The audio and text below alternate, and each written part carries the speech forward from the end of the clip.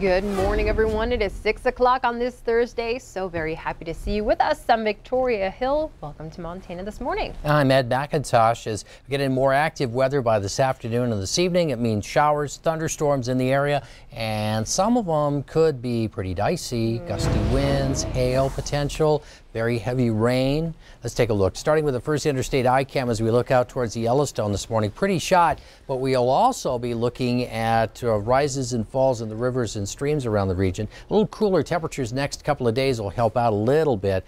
Tomorrow, as we start off at 51, tomorrow we likely won't make it much warmer than the mid to lower 50s with a northwest breeze in the mix here this morning, just a little bit of a wind. Temperatures around us, 49 in Livingston, 47 in Sheridan, 50 in Cody. Worland said 48, but check out 62 this morning in Miles City and Glendive. Not that it's a terrifically wonderful morning there because we've got clouds and wind and showers. Had some strong gusty winds across the eastern plains yesterday, and the potential for some thunderstorms already starting to bubble up over as we start looking over towards the Dakotas. So the green and yellow shaded, particularly yellow shaded areas, show where we have a slightly better chance of strong to severe storms with heavy rain, hail, and gusty winds being the biggest threats. Heavy rain across much of the area is possible even in the western portion of the state, as we're really starting to see this thing develop here even through the morning. So the clouds will increase. The chance of showers and thunderstorms picks up this evening. Billings kind of on the fringe of this. We certainly have the chance of some stronger storms around. And today is Pack Rat Day. Not to be confused with the Rat Pack. That's right. You know, I was reading about the difference between being a pack rat and a hoarder, and they say you're, falling into the category of hoarder when you have so much clutter.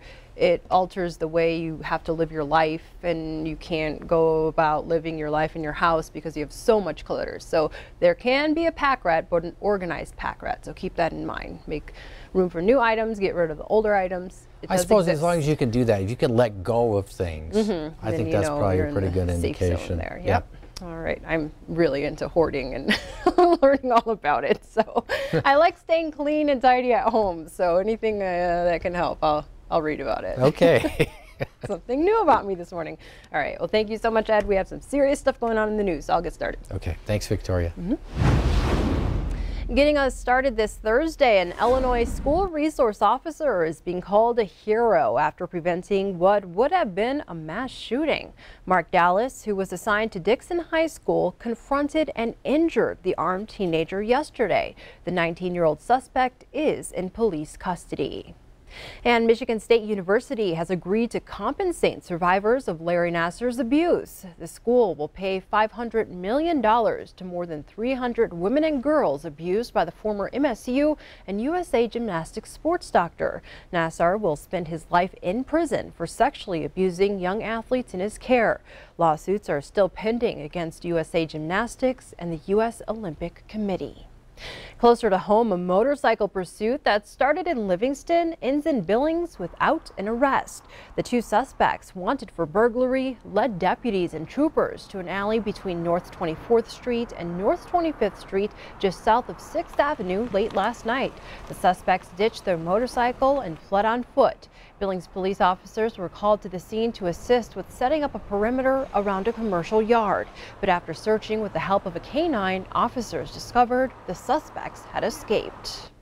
A former Billings man suspected of robbing and killing a 64-year-old Anaconda woman is in custody. MTM's John Amy has details on the chase and manhunt that led to the suspect's capture in Butte.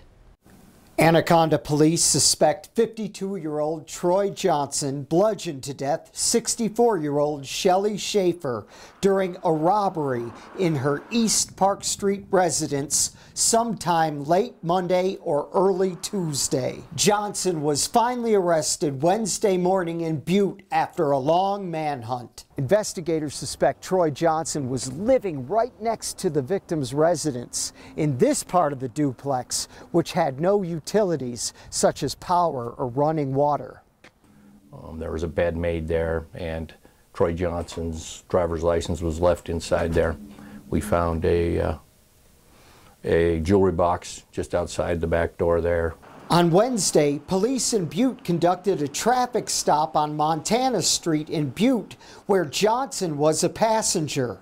The female driver got out of the car and Johnson drove away with the vehicle before crashing. Our officer that was first on scene believed he was pointing a weapon at him. Our officer fired multiple rounds at the suspect, who was able to escape off on foot.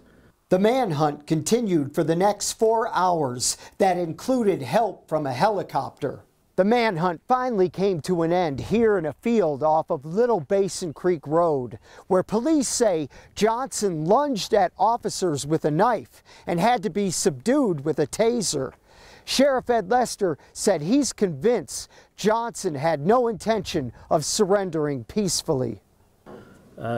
In my opinion, I think he probably wanted to end it in a hail of gunfire from the police, and realistically, he damn near got his wish. In Butte, John Amy, MTN News. And Johnson will be charged with deliberate homicide in Anaconda-Deer Lodge County and could also face additional charges in Butte. Now we go to Havre, where 2 women were stopped by a Border Patrol agent at a convenience store because they weren't speaking English. The interaction was recorded by one of the women. Take a look. So can you tell us in the video, please, why you asked us for our IDs, please? Ma'am, the reason I asked you for your ID is because I came in here and I saw that you guys are speaking Spanish, which is very unheard of up here. Okay. The women, who are U.S. citizens, were asked for their identification early Wednesday morning. Anna Suda said she paid for her items, gave the agent her ID, and she started recording the agent in the parking lot. The agent told the women his actions were not racially motivated. Suda says they are still in shock that this happened. My family was asking me, because my family is in Texas, and they were asking me, how is in Montana about this? I say, never have a problem before. I say, Montana is perfect, because I love the people here. The people is so nice. It's nicer than another states. And I can't believe this happened. United States Customs and Border Protection sent MTN this statement in response to the incident, saying, quote, although most Border Patrol work is conducted in the immediate border area, agents have broad law enforcement authorities and are not limited to a specific geography within the United States. They have the authority to question individuals, make arrests, and take and consider evidence, end quote. MTN has reached out to immigration attorneys in the state for clarification on Border Patrol authority and citizen rights. We'll update you as we learn more. Turning to court news, the man who developed the Magic City's largest home is now accused of faking his own abduction in Virginia, apparently to disappear with his mistress. The case started with a call from Larry Price's wife, who reported him missing. Some 18 hours later, Price was found walking alongside a rural road in Virginia.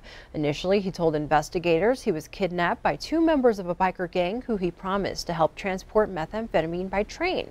He said he had been thrown into a van, drugged, held at gunpoint, and robbed at his bike shop, but surveillance footage showed no evidence of any such disturbance.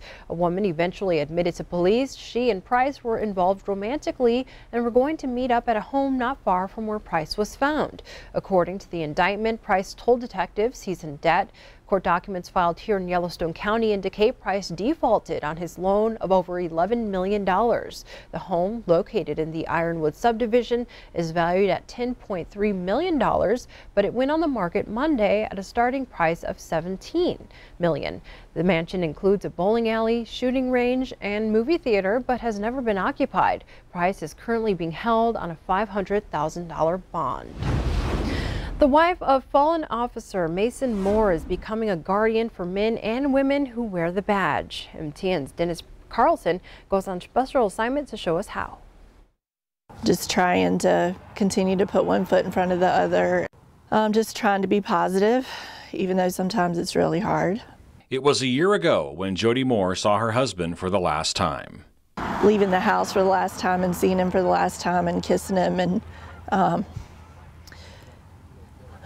so in some ways that seems like it was just the other day, but in some ways it feels like it's been a really long time since I've seen him. A year later, Jody and her children are still learning to live without Mason. We're still trying to figure out, you know, the impact and how our life is different now, and trying to figure things out. So obviously we're missing a member of our family, and so that's really hard, but at the same time we've always been really good about being a team and working together, and so we're just trying to continue to focus on being a team and loving on each other and supporting each other and talking to each other, and again, just trying to do the things that he would want us to do. A year to struggle with unanswered questions. I haven't stopped having faith or stopped believing in God, but I'm angry, and it's hard. It's really hard. I'm struggling with the why and the why him.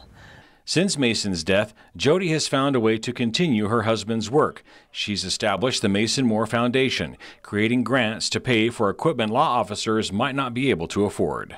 I wanted to always protect my husband. I think that's a natural thing to want to protect your husband, and I can't do that anymore. So I feel like I need to help protect those that are still out there doing that job, and just try to do what I can to help them get home to their families. The foundation also helps to keep Mason's memory alive. Even though those individuals were successful in taking Mason away from us, it's important that the work that he has done continues to live on. It's important that in this story, that the story is about Mason and not about what took his life, but it's about what he did while he was here and how he impacted this place and this world. Despite a year of unimaginable loss and pain, when you ask Jody about her husband, it's easy to see where her heart is. As a goofy, funny, loving, amazing guy that cared for everybody. I mean, he just had such a big heart. Precious memories and Mason's final words in a letter he left Jody are what keep her going. Love wins. In Three Forks, Dennis Carlson, MTN News. So far, the Mason Moore Foundation has raised more than $40,000. Jody hopes to begin the grant application process this summer. Stick with us.